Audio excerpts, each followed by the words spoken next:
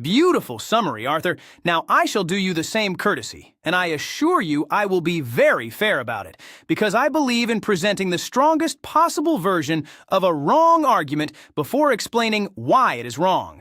Your position is that the war is unwinnable, because victory has never been defined, and an army that does not know what it is fighting for cannot know when it has won. You would argue that even total military dominance over Iran produces a political vacuum that the Americans have no plan to fill, no allies willing to help fill, and no domestic political support to sustain filling.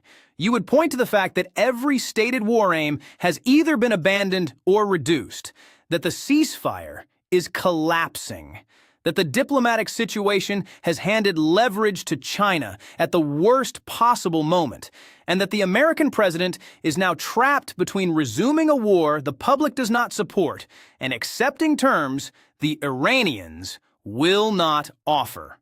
It is a coherent argument. It is the argument of a man who has never taken a risk in his life and has been rewarded for it exactly once at Waterloo, and has been dining out on it ever since. The problem with your case, which I presented generously, is that it requires a country that has just spent $29 billion on a war to then spend substantially more, to commit ground forces to a region where 13 American service members have already been killed and nearly 400 wounded, and to do so while the president's own party is fracturing over the cost of gasoline. This is not a question of military capability. The Americans are perfectly capable of seizing the Strait of Hormuz. The question is whether any democratic government can sustain an occupation of a foreign choke point while its citizens are paying record prices at the fuel pump because of that very occupation. I commanded armies across the Iberian Peninsula for 6 years, and I can tell you that the most dangerous enemy is not the one in front of you. It is the one in Parliament behind you, demanding to know why you have not yet won.